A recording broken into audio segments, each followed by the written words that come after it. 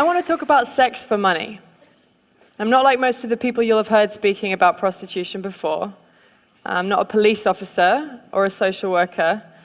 I'm not an academic, a journalist, or a politician. And as you'll probably have picked up from Mariam's blurb, I'm not a nun either. Most of those people would tell you that selling sex is degrading, that no one would ever choose to do it, that it's dangerous, women get abused and killed.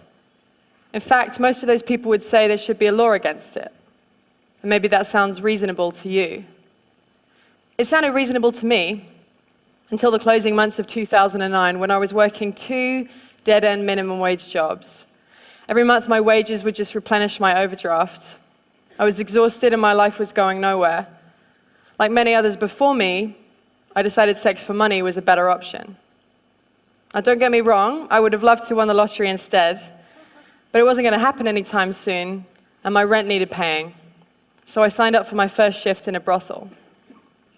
In the years that have passed, I've had a lot of time to think. I've reconsidered the ideas I once had about prostitution.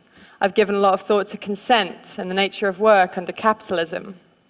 I've thought about gender inequality and the sexual and reproductive labor of women. I've experienced exploitation and violence at work. I've thought about what's needed to protect other sex workers from these things. Maybe you've thought about them too. In this talk, I'm going to take you through the 4 main legal approaches applied to sex work throughout the world and explain why they don't work, why prohibiting the sex industry actually exacerbates every harm that sex workers are vulnerable to. And then I'm going to tell you about what we, as sex workers, actually want. The first approach is full criminalization. Half the world, including Russia, South Africa, and most of the US, regulates sex work by criminalizing everyone involved. So that's seller, buyer, and third parties. Lawmakers in these countries apparently hope that the fear of getting arrested will deter people from selling sex. But if you're forced to choose between obeying the law and feeding yourself or your family, you're going to do the work anyway and take the risk. Criminalization is a trap. It's hard to get a conventional job when you have a criminal record. Potential employers won't hire you. Assuming you still need money, you'll stay in the more flexible, informal economy. The law forces you to keep selling sex, which is the exact opposite of its intended effect. Being criminalized leaves you exposed to mistreatment by the state itself. In many places, you may be coerced into paying a bribe or even into having sex with a police officer to avoid arrest. Police and prison guards in Cambodia, for example, have been documented subjecting sex workers to what can only be described as torture: threats at gunpoint, beatings, electric shocks, rape, and denial of food. Another worrying thing, if you're selling sex in places like Kenya, South Africa, or New York, a police officer can arrest you if you're caught carrying condoms, because condoms can legally be used as evidence that you're selling sex. Obviously, this increases HIV risk. Imagine knowing that if you're busted carrying condoms, it'll be used against you. It's a pretty strong incentive to leave them at home, right? Sex workers working in these places are forced to make a tough choice between risking arrest or having risky sex. What would you choose? Would you pack condoms to go to work? How about if you were worried the police officer would rape you when he got you in the van? The second approach to regulating sex work seen in these countries is partial criminalization, where the buying and selling of sex are legal, but surrounding activities like brothel keeping or soliciting on the street are banned. Laws like these, we have them in the UK and in France, essentially say to us sex workers, hey, we don't mind you selling sex. Just make sure it's done behind closed doors and all alone. And brothel keeping, by the way, is just defined as just 2 or more sex workers working together. Making that illegal means that many of us work alone, which obviously makes us vulnerable to violent offenders.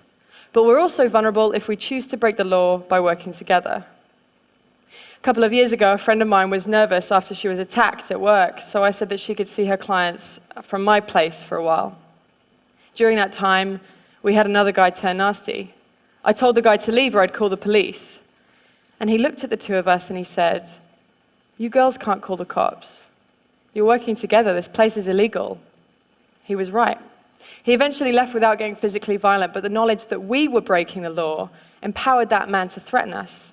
He felt confident he'd get away with it. The prohibition of street prostitution also causes more harm than it prevents. Firstly, to avoid getting arrested, street workers take risks to avoid detection. That means working alone or in isolated locations like dark forests where they're vulnerable to attack. If you're caught selling sex outdoors, you pay a fine. How do you pay that fine without going back to the streets? It was the need for money that saw you on the streets in the first place. And so the fines stack up, and you're caught in a vicious cycle of selling sex to pay the fines you got for selling sex. Let me tell you about Mariana Popa, who worked in Redbridge, East London. The street workers on her patch would normally wait for clients in groups, for safety in numbers, and to warn each other about how to avoid dangerous guys. But during a police crackdown on sex workers and their clients, she was forced to work alone to avoid being arrested. She was stabbed to death in the early hours of October 29th, 2013, and she'd been working later than usual to try to pay off a fine she'd received for soliciting. So if criminalizing sex workers hurts them, why not just criminalize the people who buy sex? This is the aim of the third approach I want to talk about, the Swedish or Nordic model of sex work law. The idea behind this law is that selling sex is intrinsically harmful, and so you're in fact helping sex workers by removing the option. Despite growing support for what's often described as the end demand approach, there's no evidence that it works. There's just as much prostitution in Sweden as there was before. Why might that be? It's because the people selling sex often don't have other options for income. If you need that money, the only effect that a drop in business is going to have is to force you to lower your prices or offer more risky sexual services. If you need to find more clients, you might seek the help of a manager. And so you see, rather than putting a stop to what's often described as pimping, a law like this actually gives oxygen to potentially abusive third parties. To keep safe in my work, I try not to take bookings from someone who calls me from a withheld number. If it's a home or a hotel visit, I try to get a full name and details.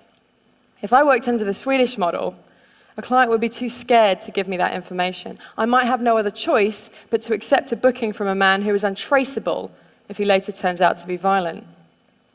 If you need their money, you need to protect your clients from the police. If you work outdoors, that means working alone or in isolated locations, just as if you were criminalized yourself. It might mean getting into cars quicker. Less negotiating time means snap decisions. Is this guy dangerous or just nervous? Can you afford to take the risk? Can you afford not to?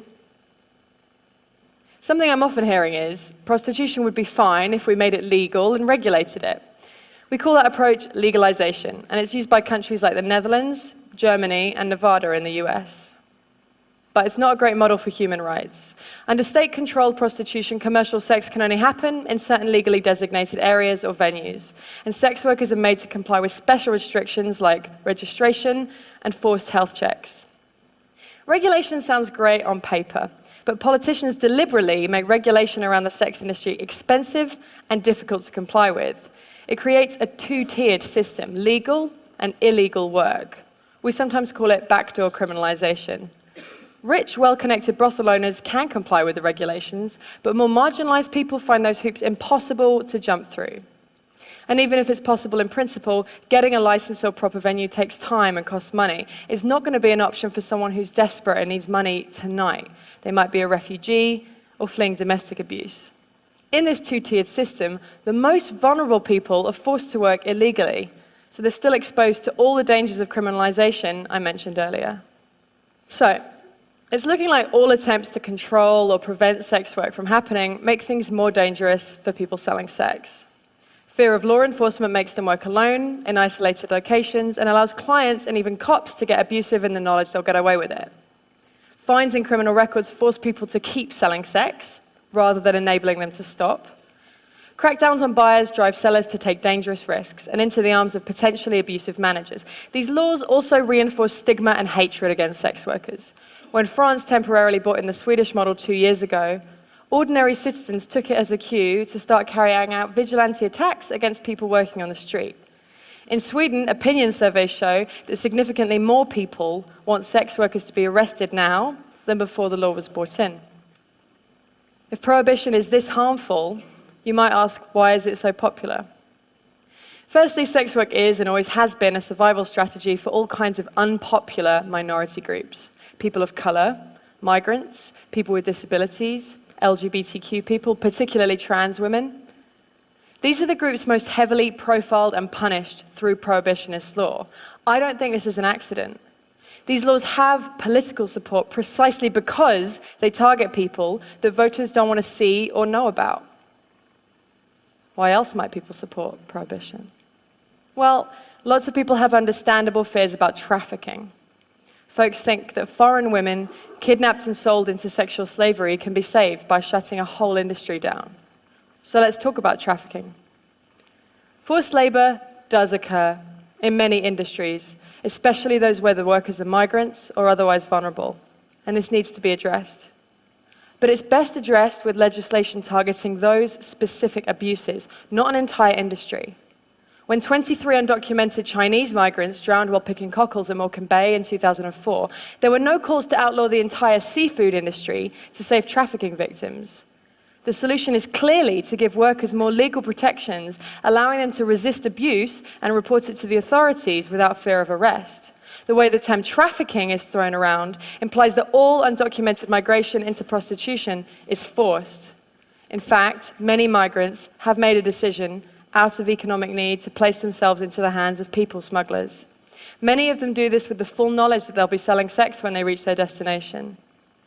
And yes, it can often be the case that these people smugglers demand exorbitant fees, coerce migrants into work they don't want to do, and abuse them when they're vulnerable. That's true of prostitution, but it's also true of agricultural work, hospitality work, and domestic work.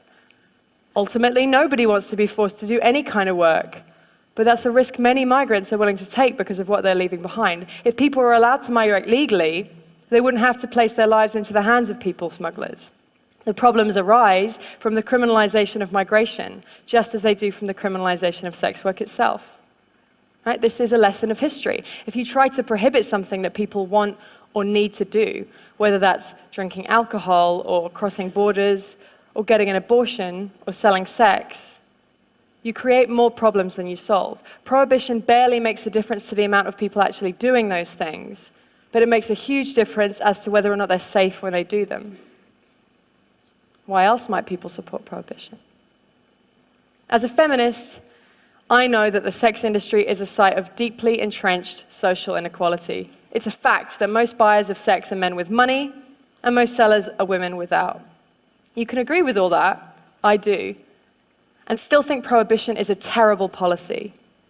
In a better, more equal world, maybe there would be far fewer people selling sex to survive. But you can't simply legislate a better world into existence. If someone needs to sell sex because they're poor, or because they're homeless, or because they're undocumented and they can't find legal work, taking away that option doesn't make them any less poor, or house them, or change their immigration status. People worry that selling sex is degrading.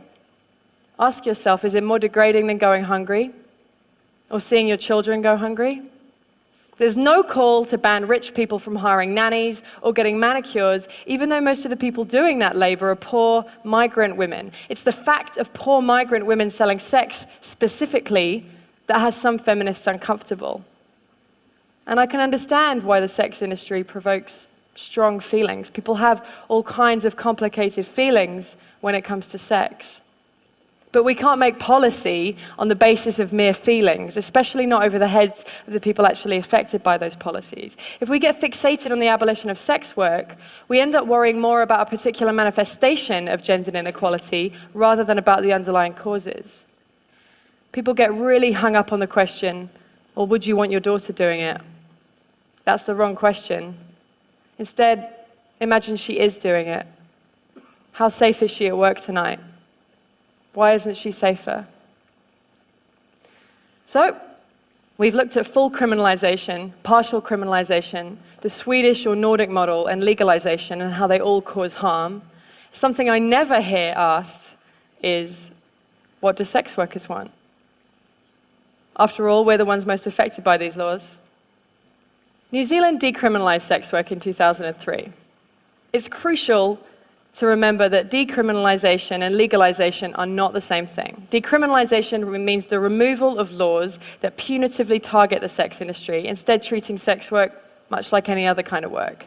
In New Zealand, people can work together for safety, and employers of sex workers are accountable to the state. A sex worker can refuse to see a client at any time, for any reason, And 96% of street workers report that they feel the law protects their rights.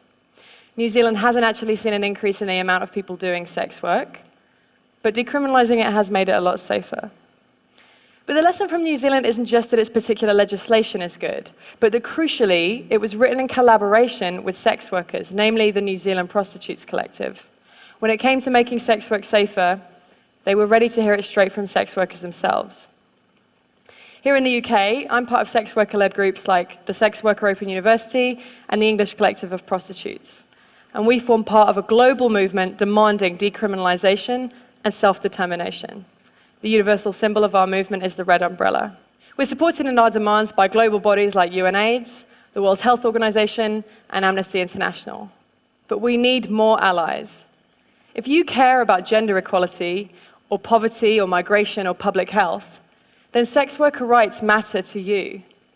Make space for us in your movements. That means not only listening to sex workers when we speak, but amplifying our voices.